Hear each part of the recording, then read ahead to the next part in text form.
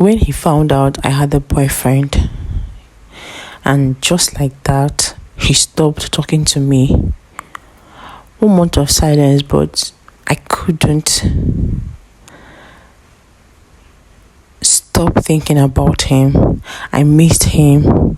I missed the way he touched me, the way he looked at me like I was his daughter. So I boarded a bus, traveled to his city to beg,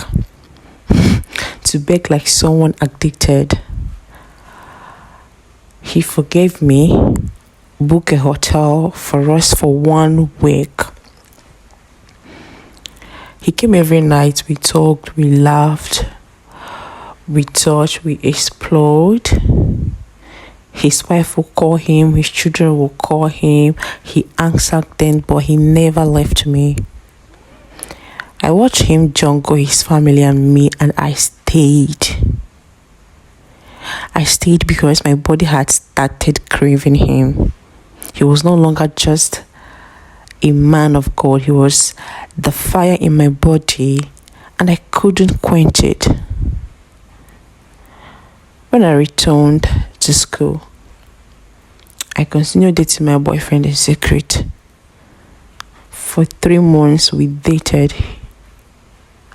He proposed. I said yes. Even though I accepted the ring, I never let go of the man who first took me. My husband-to-be knew nothing. I was quiet, respectful, reserved.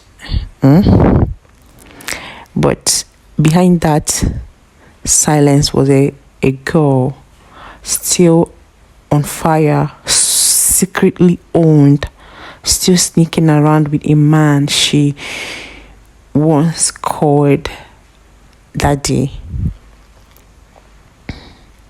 2 days after my final exam, we did our traditional marriage. I became a married woman. So later, I told my spiritual daddy that I'm married. He got angry, but what will he do? He told me, you may have married another man, but your soul is mine. I believed him.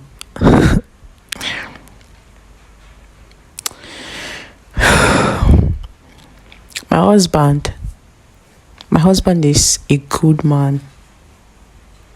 He's rich, kind, respected. We live in Lagos in a beautiful mansion. He drives a Range Rover for fun, G-Wagon for fun, and he bought me a Venza after our traditional marriage. He gave me everything: bags, hair, jewelries, even peace. And still, I wanted someone else. I couldn't help it.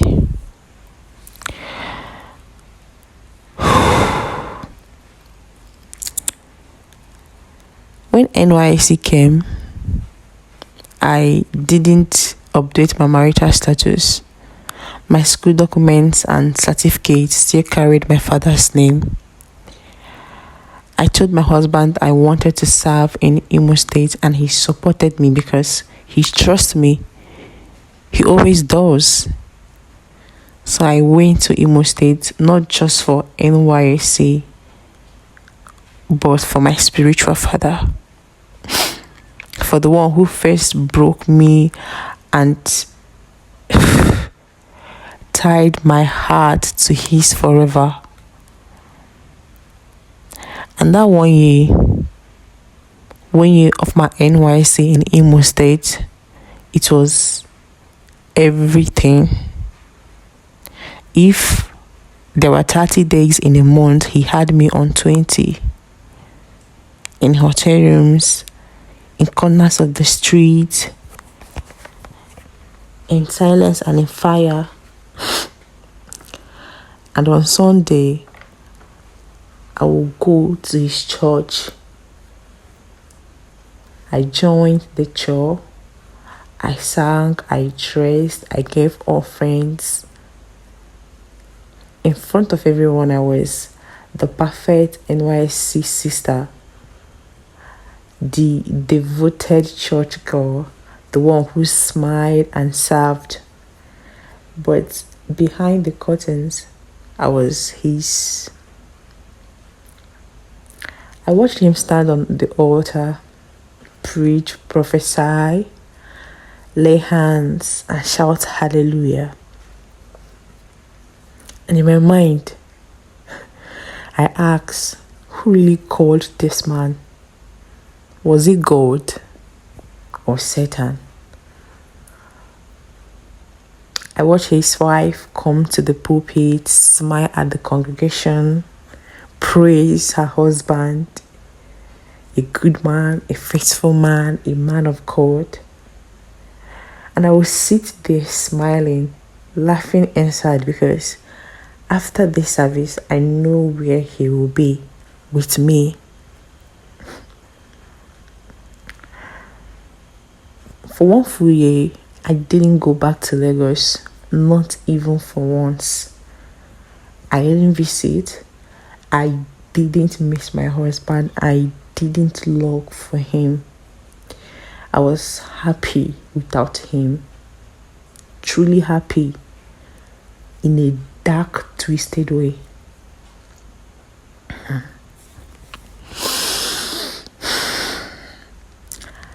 After my NYSC, I came back to Lagos, back to the mansion, back to my vendor, back to my husband who never raised his voice at me, even when I deserved the scream. He still kissed me goodnight. He still brought me breakfast on bed on weekends. He still called me my queen. But I'm no queen. Not in my heart, because every time I look at him, I saw the man I ran to instead of him. The whole addition didn't end in Owerri. My spiritual father came to Lagos again and booked a hotel close to my street. I ran to him wearing my cute like perfume every morning. When my husband would leave for work, I left too, to go stay with my spiritual father in a hotel. But after his last visit to Lagos, everything changed. He pulled back. He wasn't calling me as much. Then one day, his wife called me. After like how many years later, his wife called me. She called me every name you can imagine. Spat venom into the phone, and I said nothing. What could I say? She ended the call, and soon after, he ended us. He blocked me everywhere. I went mad. I bought a new SIM card just to hear his voice again. He answered and said nothing, just silence. Then he blocked me again. That silence don't mind. That silence dealt with me. That silence tore through my spirit. I stopped eating. I stopped caring. My husband thought I was physically sick. His mother prayed over me every night, but I wasn't sick.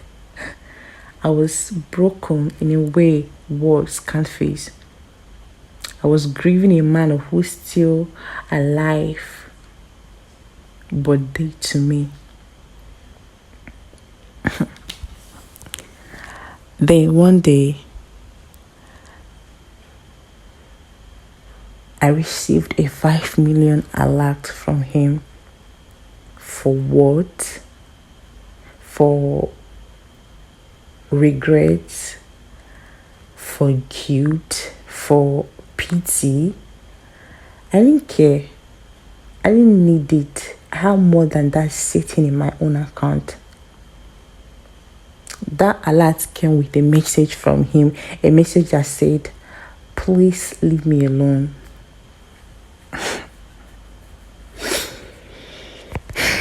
I didn't reply. I didn't chase. I just stopped.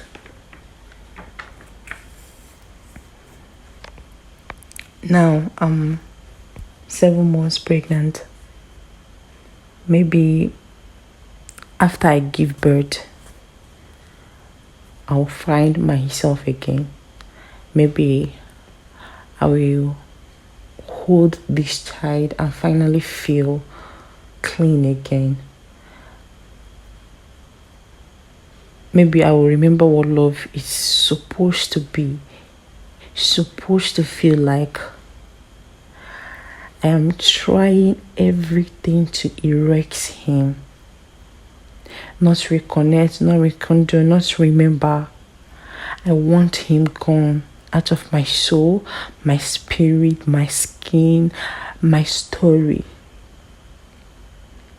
My husband still prays for me every night. He rubs my feet, he buys me mangoes and ice cream because the baby loves it. I don't deserve him. All I want to is to be the wife he needs, to be the mother this child needs. But even now, in the silence of the night, I still wonder what demon was sent to make me forget who I was. But I'm fighting.